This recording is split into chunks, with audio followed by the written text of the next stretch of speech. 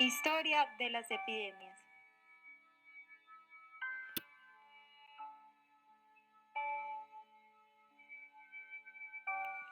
¿Qué es una epidemia? Se cataloga como epidemia cuando una enfermedad se propaga activamente debido a que el brote se descontrola y se mantiene en el tiempo. De esta forma, aumenta el número de casos en un área geográfica determinada. La peste de Atenas ocurrió durante la denominada Guerra del Peloponeso, que enfrentó durante casi 30 años a todo el mundo griego, entre el año 431 y 404 a.C. La causa directa fue la pelea por la isla de Corcira. Sin embargo, se debía a la rivalidad entre el creciente poderío de Atenas y la antigua hegemonía espartana. Hacia el segundo semestre de la Guerra de Peloponeso se desarrolló una terrible epidemia en Atenas y las ciudades más populosas de Ática, con una duración de más de 4 años y 1000 muertes, casi un tercio de la población. La peste fue descrita por Tucídides, donde relata sus síntomas como dolor de cabeza, enrojecimiento e inflamación en los ojos y la garganta, que progresaba a dolor en el pecho y tos fuerte. La aglomerada en la que vivían los refugiados agravó la miseria y la mortalidad. Según Tucídides, el mal venía de Etiopía y habría pasado por Egipto antes de llegar a Europa, en particular a Grecia. Por lo tanto, todo el mundo conocido de la antigüedad fue afectado. Los testigos de la época hablaron de epidemia por primera vez y se cuestionaron sobre la desaparición del género humano. La enfermedad habría debilitado considerablemente a la ciudad griega, llevándose a un tercio de la población.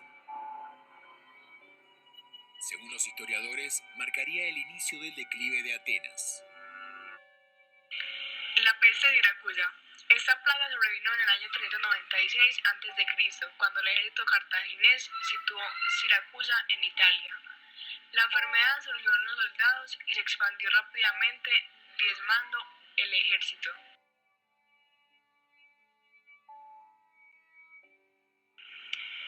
La peste de Siracusa iniciaba con síntomas respiratorios, fiebre, tumefacción del cuello y dolores costales, y progresaba a disentería y erupciones pustulosas.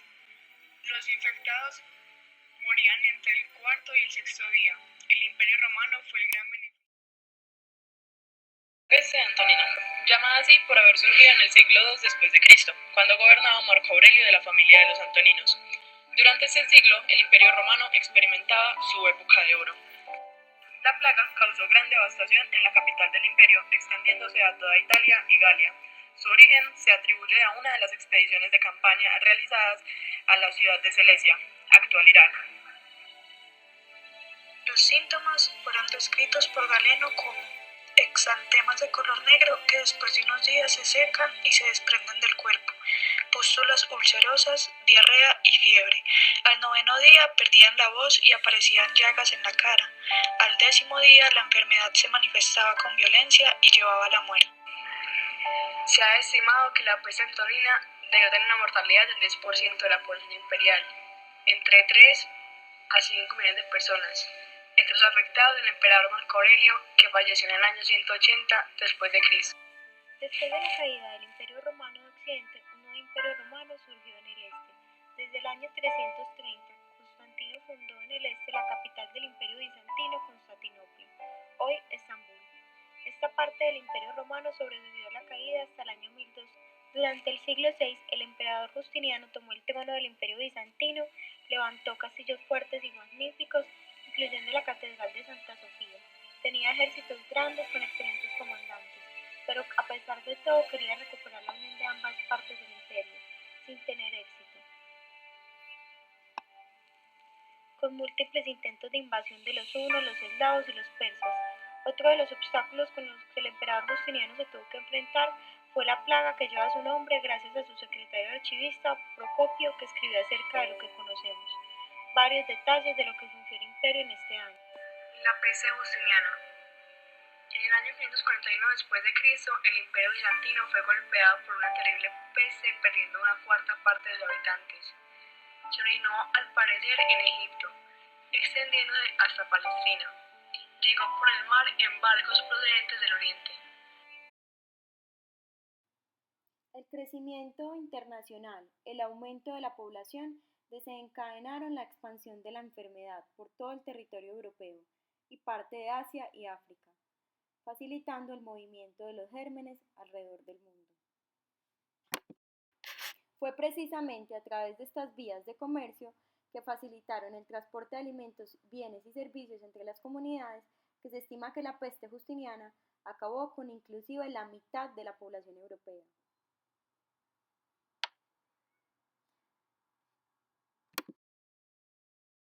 Como Procopio enuncia, cuando la peste arrasó, Justiniano no demandó los impuestos anuales que le debían sus vecinos ya fallecidos. Comenzaba con fiebre súbita de poca edad y a los pocos días aparecían unas hinchazones bubónicas en las axilas, dentro de las orejas y en los muslos. Luego quedaban sumidos en un profundo coma o estado delirante. Algunos morían rápidamente. Morían de 5.000 a 10.000 personas cada día.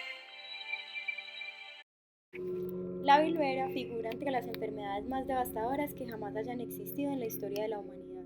Alteró dramáticamente el curso de la historia, incluso contribuyendo al declive de civilizaciones enteras. Se declaró erradicada en 1979 después de un programa de vacunación que está considerado como una de las victorias más importantes de la medicina moderna.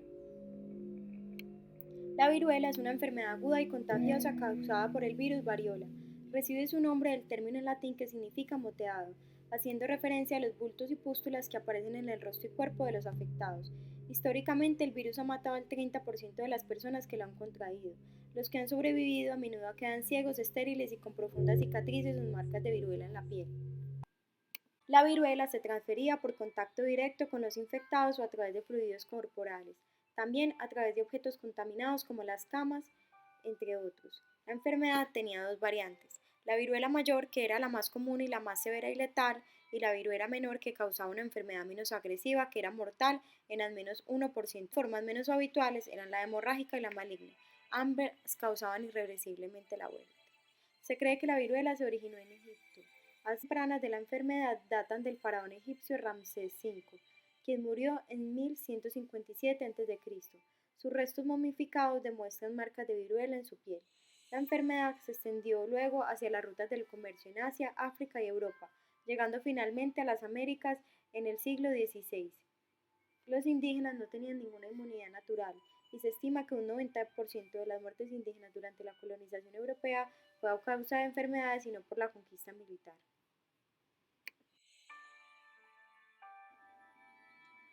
Es probable que tal devastación natural haya contribuido en forma radical al establecimiento del régimen colonial, explicando también en parte por qué imperios tan poderosos y organizados como el azteca y el inca fueron borrados del mapa sin mayor oposición en unos cuantos años. El tratamiento contra la viruela comenzó en el año 1022 después de Cristo. Según el libro El tratamiento correcto para la viruela, una monja que vivía en China molía costras de viruela y soplaba el polvo en la nariz de las personas sanas. Este procedimiento se llamaba variolación. El año 1700, los médicos empezaron a tomar material de las llagas y empezaron a ponerlo en las personas sanas. Estas personas inoculadas no se infectaban nuevamente, pero un 3% de las personas seguía muriendo después de ser expuesto al pus. En 1796, el inglés Edward Jenner hizo la primera inoculación contra la viruela a James Phipps, un niño de 8 años de edad. Edward se dio cuenta que muchas de las granjeras que extraían la leche de las vacas se contagiaban de la viruela vacuna, pero no padecían la viruela humana, por lo cual tomó una muestra de una de las lecheras afectadas. Entonces tomó aquella muestra de una de las llagas pustulentas y se la inoculó a James.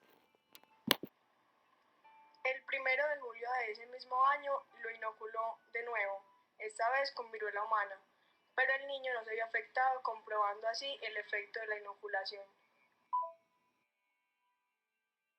La viruela inició en el año 1800 en los Estados Unidos, pero no se administró de forma rutinaria hasta principios del siglo XX. Desapareció en la mayoría de países hacia 1900. Sin embargo, entre 1910 y 1914 se desató la primera epidemia en Rusia, que cobró cerca de 200.000 vidas. La viruela continuó siendo endémica hasta 1976. Se detuvo en Etiopía y Somalia, fecha del último caso de viruela. El 8 de mayo de 1980, la Asamblea Mundial de la Salud declaró formalmente erradicada la viruela. Conocemos con el nombre de la peste negra, la gran epidemia que azotó a toda Europa y el mundo desde 1347. A juzgar por la inflamación de los ganglios linfáticos que producía, se trató de una epidemia de peste bubónica. Para algunos tratadistas antiguos existieron desde el punto de vista médico otras variantes: la peste septicémica, que dejaba sentir sus efectos sobre la sangre, y la neumónica, que producía inflamación pulmonar. Si bien era imposible que en algunas ocasiones el enfermo se recuperara de la primera, las otras realizaban casi siempre mortales. En muchos sitios el ánimo de penitencia fue llevado al extremo. El movimiento flagelador creció en la popularidad. Los hombres con torsos desnudos se fustigaban con látigos en señal evidente de humildad frente al juicio divino. Debido a que el movimiento ganó adeptos y como funcionaba al margen de la iglesia establecida, desautorizada por el papado. En respuesta a esta corriente, algunos coterráneos, enfrentados de esta enfermedad impredecible e indiscriminada, donde los virtuosos no eran más inmunes a la muerte repentina que los impios, fue vivir la vida, o lo que quedaba en ella, al límite. El Decamerón de Boccaccio es una demostración en forma serie de historias contadas por supervivientes exiliados de la peste en Florencia, cuyos brillantes e impúdicos contenidos son un antídoto al miedo a la muerte inminente, para aquellos que buscaban una explicación fácil en la expansión de la enfermedad. La peste negra. La peste negra, como la gran epidemia, generó una gran devastación y tragedia. Sin embargo, llevó a desarrollos científicos y sociales importantes. Es una enfermedad infecciosa causada por la bacteria Yersinia pestis. La Yersinia pestis afecta principalmente a roedores. Estos roedores van a portarla y esparcirla a través de las pulgas hacia los seres humanos, con consecuencias devastadoras. En el siglo XIV, Europa experimentó un boom demográfico y económico, especialmente en las ciudades, donde la población era vulnerable a la transmisión de enfermedades, ya que no existía un manejo adecuado de los residuos y las condiciones sanitarias eran deficientes. Precisamente este boom económico y crecimiento del comercio a través de las rutas comerciales llegó la plaga desde Asia, mató a millones en China, Medio Oriente y arrasó con un tercio de la población europea, ganándose el nombre de la muerte negra. Los médicos que atendían a las víctimas de la peste vestían con un traje que desde entonces tiene matices siniestros. Se cubrían de pies a cabeza y llevaban una máscara con un largo pico como de pájaro. La razón tras las máscaras puntiagudas era una idea equivocada sobre la naturaleza de la misma enfermedad. Durante estos periodos de brotes de peste bubónica, pandemia recurrente en Europa por siglos, los pueblos afectados por la enfermedad contrataban médicos de la peste negra, quienes practicaban su medicina a ricos y a pobres por igual. Estos médicos prescribían verbajes y antídotos que se creían protectores contra la peste, escuchaban últimas voluntades y hacían autopsias algunos mientras vestían la máscara, con falta de conocimiento científico y médico real. En épocas anteriores a la teoría microbiana de la enfermedad, los médicos creían que la peste se diseminaba por medio del aire envenenado, que podía crear un desequilibrio en los humores o fluidos corporales de las personas. Se creía que los perfumes acres y dulces eran capaces de fumigar las zonas azotadas por la peste y proteger a quienes los respiraban. Los ramilletes, el incienso y otros perfumes eran comunes en la época. Los médicos de la peste llenaban sus máscaras con una tiaca, un compuesto con más de 55 hierbas y otros componentes como polvo de carne de víbora, canela, miel y mirra. Delorme, creador de este traje, pensaba que la forma en pico de la máscara le daría al aire tiempo suficiente para embeberse de las hierbas protectoras antes de alcanzar las fosas nasales y pulmones de los médicos de la peste.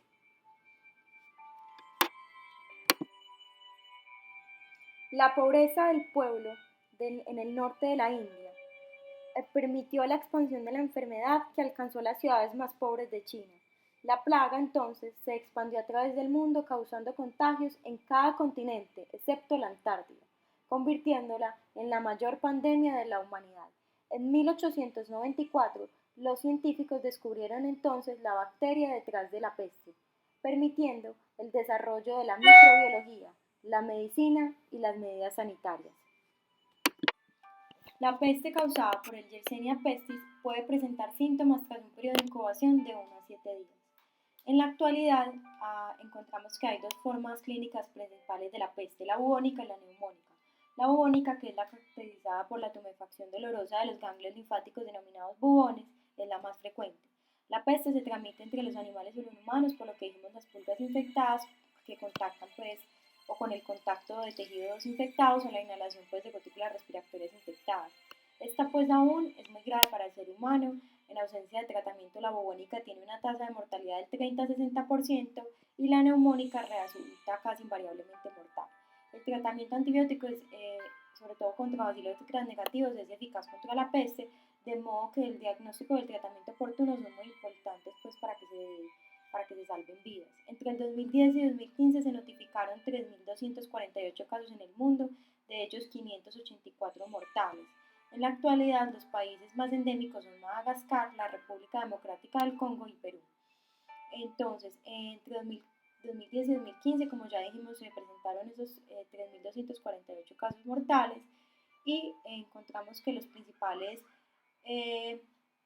lugares donde se encuentra la peste es en las zonas de África, Asia y Sudamérica, más que todo donde ya lo dijimos en Madagascar, donde se notificaron los últimos casos de la peste bubónica y que se presentan en temporadas epidémicas entre septiembre y abril.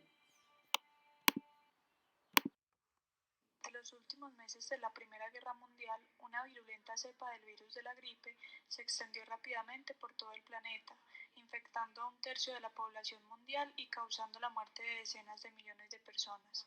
La pandemia de 1918 y 1919, también conocida como la gripe española, se extendió a gran velocidad por todo el mundo y en solo 18 meses infectó a 1/3 de la población mundial. La férrea censura de los países implicados en la Gran Guerra escondió su gravedad, pero los estudios actuales elevan el número de muertes de 20 hasta 50 o incluso 100 millones. Si el más elevado de esos cálculos es correcto, entonces la pandemia habría matado a más personas que las 2 guerras mundiales juntas. Ningún rincón del planeta se mantuvo a salvo del virus. En verano de 1997, el científico Johan Hultin viajó hasta Breivik Mission, una localidad de Alaska de unos 200 habitantes, en busca de cadáveres enterrados con el permiso de las autoridades locales. Exhumó del suelo congelado el cuerpo de una mujer en perfecto estado de conservación, extrajo una muestra de su pulmón y volvió a sepultarlo. Pretendía secuenciar el genoma del virus que 80 años antes había matado a esa mujer junto al 90% de la población local. Breivik Mission fue un escenario más de una de las peores tragedias que ha vivido la humanidad, pero la férrea censura de los países implicados en la Primera Guerra Mundial escondió su gravedad. La gripe la causan varios virus muy parecidos entre sí, pero solo una cepa, el tipo A, está relacionada con las epidemias mortales. A pesar de conocerse como gripe española, los primeros casos se registraron en Estados Unidos durante el último año de la Primera Guerra Mundial. En marzo de 1918, el país llevaba 11 meses en guerra contra Alemania y las potencias centrales, y su exiguo ejército se había convertido en un enorme contingente que acabaría sumando más de 2 millones de efectivos enviados a Europa. Los primeros casos se dieron en uno de los muchos centros de instrucción que se pusieron en marcha en un país que se movilizaba para la guerra. El 4 de marzo, un soldado se presentó en la enfermería de Fort Riley, en el estado de Kansas, aquejado de fiebre. En cuestión de horas, cientos de reclutas cayeron enfermos con síntomas similares y, a lo largo de las semanas siguientes, enfermarían muchos más, extendiendo el virus más allá de las paredes de Fort Riley. En abril, el contingente estadounidense desembarcó en Europa, portando el virus consigo. Acababa de llegar la primera oleada de la epidemia. La cepa mataba a sus víctimas con una rapidez sin precedentes. En Estados Unidos abundaban las informaciones sobre gente que se levantaba de la cama enferma y moría de camino al trabajo. Los síntomas eran espantosos. Los pacientes desarrollaban fiebre e insuficiencia respiratoria. La falta de oxígeno causaba un tono azulado en el rostro. Las hemorragias encharcaban de sangre los pulmones y provocaban vómitos y sangrado nasal, de modo que los enfermos se ahogaban con sus propios fluidos. Con tantas otras, el drama de la guerra también sirvió para ocultar las elevadísimas tasas de mortalidad causadas por el nuevo virus. En los primeros momentos, la enfermedad todavía no se conocía bien y las muertes solían achacarse a la neumonía. La estricta censura militar en tiempo de guerra impedía que la prensa europea y estadounidense pudiera informar de los brotes. Solo en la neutral España podían los medios hablar libremente de lo que estaba sucediendo, y de ahí que a la epidemia se le acabase llamando gripe española. Cabe señalar que en el caso español, el virus llegó probablemente a través de los temporeros que fueron a trabajar a Francia, ya que España no participaba en la contienda. La pandemia no dejó intacta prácticamente ninguna región del mundo. Solo en la India las víctimas mortales alcanzaron entre 12 y 17 millones. En Gran Bretaña murieron 228.000 personas. En Estados Unidos fueron aproximadamente medio millón. Ni la apartada isla de Samoa en el Pacífico Sur se libró del contagio. Perdió el 23,6% de su población. En España, estudios recientes elevan la cifra de muertes a 260.000. 70.000 más que las estimadas oficialmente. Es difícil. La gripe asiática, registrada por primera vez en la península de Yucatán, China. El virus de gripe A, H2N2, de procedencia aviar, apareció en 1957 y en menos de un año se había propagado por todo el mundo.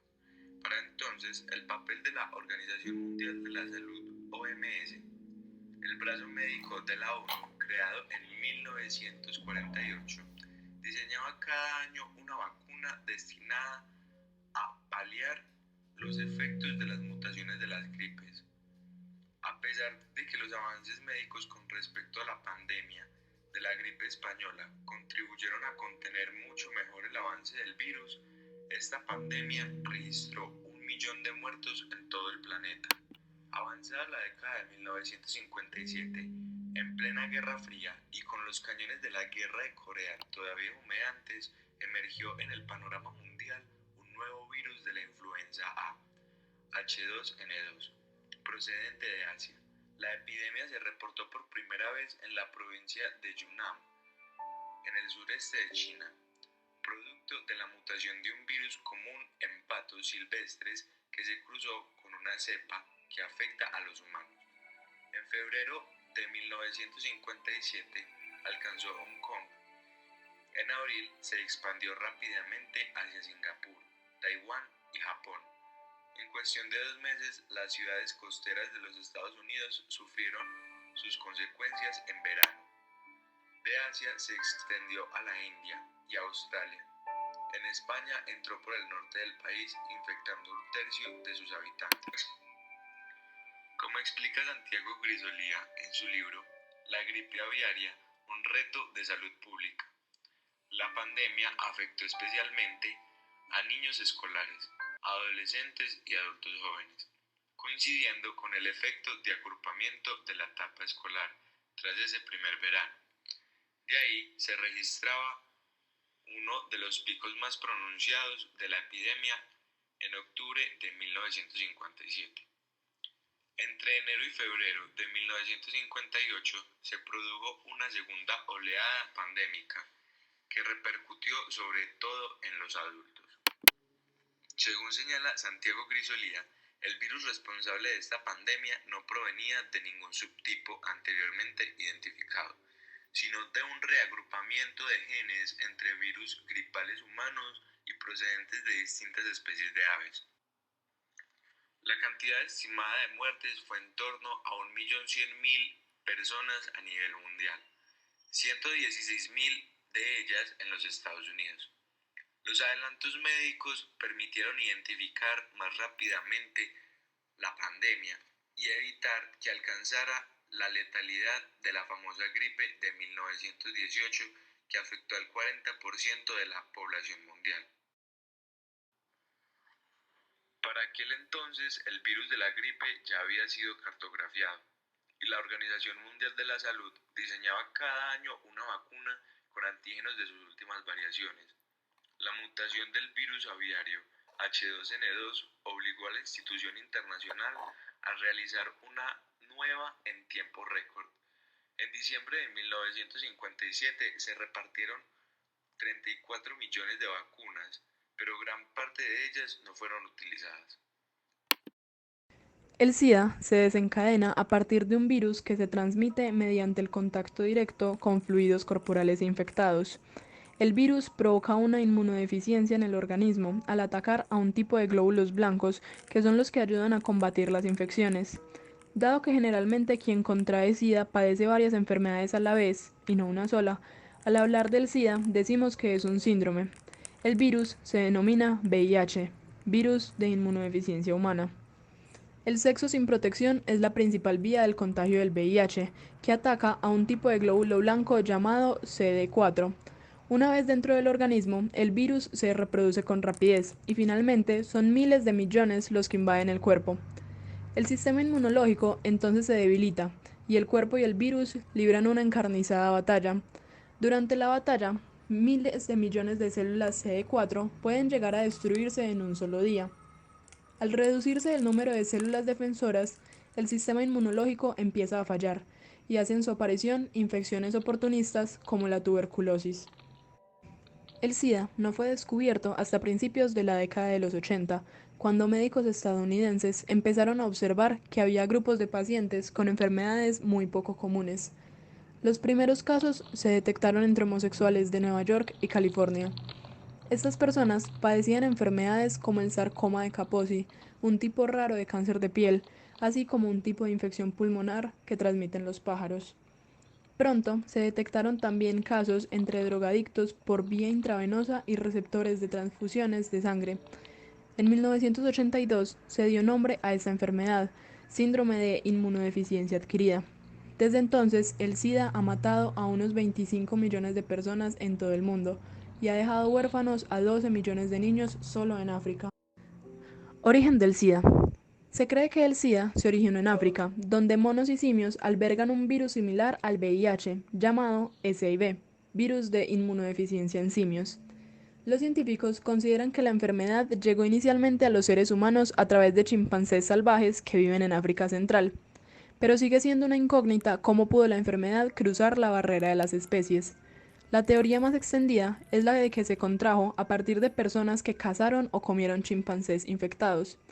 Los investigadores sitúan el origen del virus en humanos alrededor de 1930, basándose en cálculos científicos sobre el tiempo que tardarían las distintas cepas del VIH en evolucionar. En la actualidad, el SIDA es una pandemia global que afecta a todos los países del mundo. En 2006 se ha calculado que 39.5 millones de personas han tenido VIH-SIDA. De ellas, casi 3 millones han muerto. La región más afectada por la enfermedad es el África subsahariana, donde se registran 2/3 de los casos totales de VIH y casi el 75% de muertes de SIDA. Las tasas de infección varían, pero son los países del sur de África los más afectados. En Sudáfrica se estima que el 29% de las mujeres embarazadas tienen el VIH. La tasa de infección en la población adulta de Zimbabue es superior al 20%, mientras que en Suazilandia 1/3 de la población adulta es seropositivo. Entre las causas principales de esta pesadilla del SIDA en África se han resaltado la pobreza, la promiscuidad y unos sistemas sanitarios y educativos inadecuados. Tratamientos sin curación. Los esfuerzos para prevenir la transmisión del SIDA se centran en la educación sexual y el uso de condones. Otras medidas, tales como la circuncisión masculina, pueden contribuir también a frenar el riesgo de las enfermedades de transmisión sexual. No existe una cura para el SIDA, pero sí existen tratamientos que combaten su aparición. Los medicamentos antivirales consiguen reducir la velocidad de reproducción del VIH en el organismo. Estos fármacos deben utilizarse de forma combinada, pues el virus muta con facilidad, creando nuevas cepas a menudo resistentes al fármaco. Sin embargo, se trata de tratamientos costosos a los que no tienen acceso millones de personas que viven en países en desarrollo. En el futuro, se espera la creación de una vacuna del SIDA que prevenga la transmisión del VIH. Los investigadores trabajan en la actualidad en más de 30 posibles vacunas. When I was a kid, the disaster we worried about most was a nuclear war. That's why we had a barrel like this down in our basement filled with cans of food and water. When the nuclear attack came, we were supposed to go downstairs, hunker down, and eat out of that barrel. Today, the greatest risk of global catastrophe doesn't look like this. Instead, it looks like this. If anything kills over 10 million people in the next few decades, it's most likely to be a highly infectious virus. Para hablar del coronavirus, primero tenemos que entender qué es un virus. Un virus no puede ser considerado como un organismo vivo. Carecen de organelas celulares y necesitan de una célula huésped para reproducirse. Los virus están compuestos de material genético, ADN o ARN, protegido por una envoltura llamada cápside, y en algunos casos, como el de los coronavirus, envuelta en una membrana lipídica exterior. De ahí la recomendación del uso del agua y jabón que arrastre esta última envoltura, por un proceso de emulsificación. El coronavirus es una extensa familia de virus que pueden causar enfermedad en animales como en humanos. En los humanos se sabe que varios coronavirus causan infecciones respiratorias que pueden ir desde el resfriado común hasta enfermedades más graves como el síndrome respiratorio de Oriente Medio MERS y el síndrome respiratorio agudo severo SARS. El coronavirus que se ha descubierto más recientemente causa la enfermedad por coronavirus, COVID-19. El COVID-19 es como tal la enfermedad infecciosa que causa el coronavirus. Y entre sus síntomas más comunes encontramos la fiebre, el cansancio y la tos seca. Algunos pacientes presentan dolores, congestión nasal, rinorrea, dolor de garganta o diarrea. Estos síntomas suelen ser leves y aparecen de forma gradual. Algunas personas se infectan pero no desarrollan ningún síntoma y no se encuentran mal.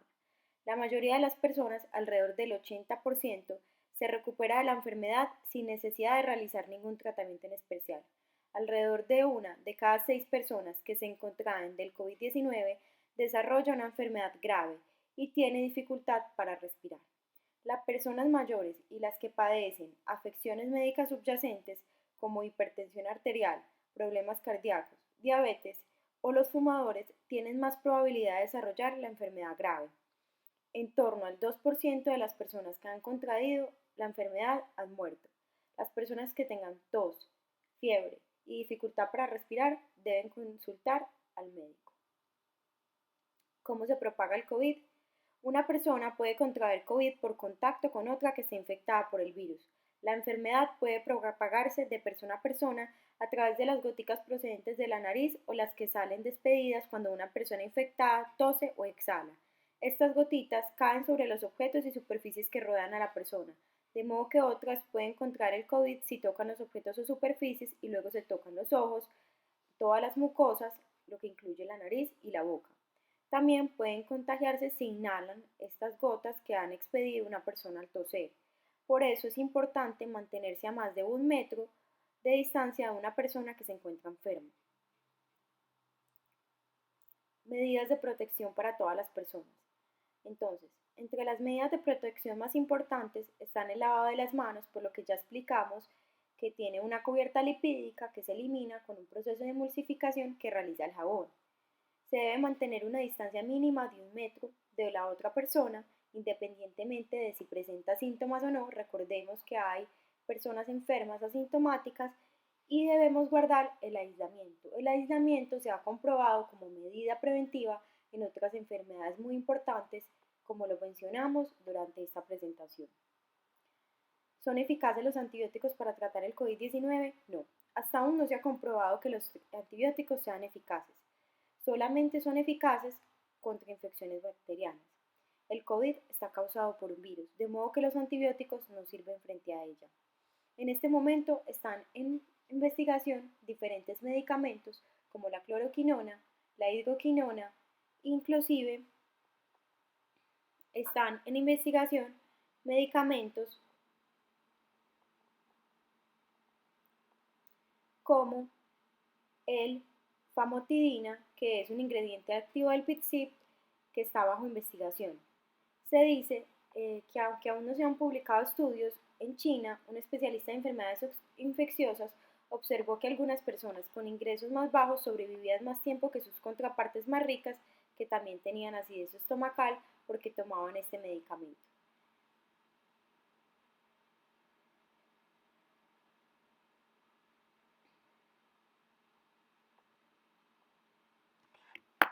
Hasta el día de hoy tenemos en el mundo 3.002.303 casos confirmados, 208.131 fallecidos.